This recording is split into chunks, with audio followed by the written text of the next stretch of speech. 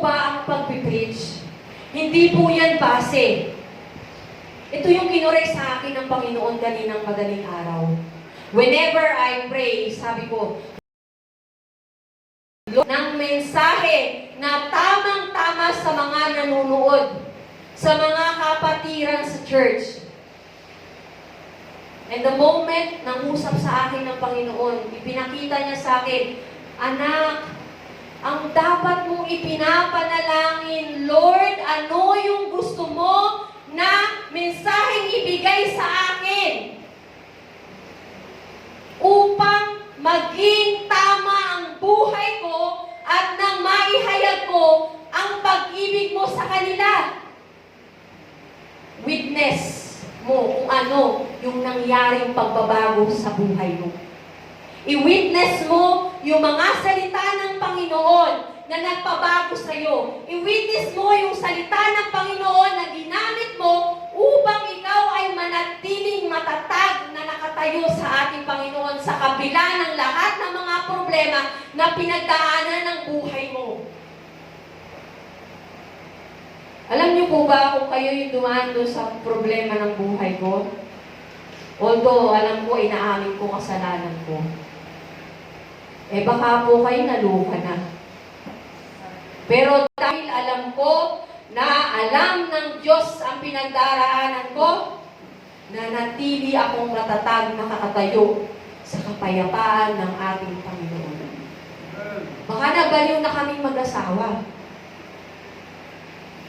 Kung hindi namin niyakap ang kapayapaan ng Panginoon. The best witness is your life. Lahat tayo tinawag ng Panginoon na mag-witness sa Kanya. Lahat tayo may papel na ginagampanan sa iglesia ng ating Panginoon. Hindi lang tayo tinawag para maupo dyan at makinig linggo-linggo. Hanggang sa maboring ka na, mawala ka na dito sa simbahan na to. Alam niyo po ba ang mga tao na patuloy lamang na nakaupo sa loob ng iglesia ng Panginoon, darating ang time maboboring yan. Kaya be engaged. Lumapit kayo, ano yung pwede kong maitulong? Saan ako pwedeng gamitin ng Panginoon sa lugar na ito? Pwede ba akong umawit? Pwede ba akong tumugtog? Pwede ba akong magturo? Pwede ba akong tagahugas ng plato? Pwede ba akong tagalinis ng siya? Pwede ba akong tagawalis, tagalampaso? Alam niyo po bang lahat yun ay pantay-pantay ng paglilingkod sa ating Panginoon? Even ang pangalan mo hindi nakalagay sa mga papel na yan. Nakikita ng Panginoon na ikaw ay naglilingkod, kapatid. Hindi mo kailangan hanapin yung pangalan mo na nakabantera dyan, nakadikit sa pader, nakadikit sa mga upuan. Bagkus nakikita ng Panginoon, itong anak ko na to naglilingkod sa akin kahit na walang pumapansin sa kanya. Kailangan na ikaw yung tumayo sa harapan na to para mapansin ka ng ating Panginoon. Basta gumagawa ka sa Panginoon, nakikita ng ating Panginoon yan, your works is not in vain in the Lord. Ang bawat binibigay mo na sa Panginoon, ang pagkikot mo sa Panginoon, nakikita niya yan. Hindi natin kailangan ihayag. Ako po yung naglampaso, ako po yung nagluto, ako po yung ganito, ako yung ganito. Ako yung nagpipreach sa amin, ako yung nagpapaawit, ang galing-galing ko nga po. Kapatid, the moment na yung mga papuri sa'yo ng mga tao tumagay sa puso mo, babagsak ka, kapatid. Yun yung mga palaso ng kaaway. Alam niyo po ba yun? Yun ang palaso ng kaaway na ibinabato sa atin. Na nagkakaroon tayo ng proudness sa ating puso. Na tayo ay nagkakaroon ng pride. Ang galing-galing ko na. Parang yun po yung ginagamit sa atin ng kaaway para tayo ay ibaksak. Kaya nga, sinabi ni Ninang noong Sunday, kinore ko agad si Ninang. Kasi ayokong matuwa dun sa sinasabi ni Ninang. Kasi pag natuwa ako dun sa sinasabi sa akin ni Ninang, baka bumaksak ako.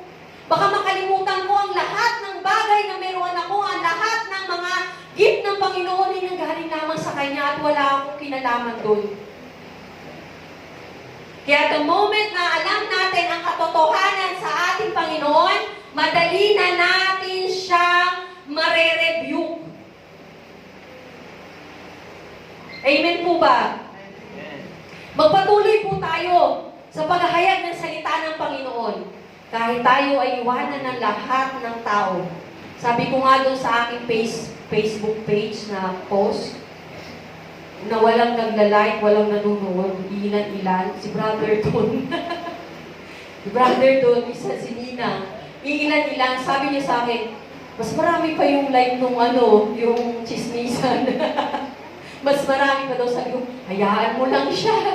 Sabi ko, basta ang sabi mo kay Lord, Lord, kahit walang views yan, kahit walang likes yan, basta yung mensahe na ibinigay mo sa akin, dalhin mo sa karapat-dapat sa nais mong padalan sa Kanya. Yung mensahe na yun, ibigay mo sa Kanya. Eh kasi pag maraming likes na yun, pag maraming views na yun, at maraming comments, baka magkaroon ako ng pride sa puso mo.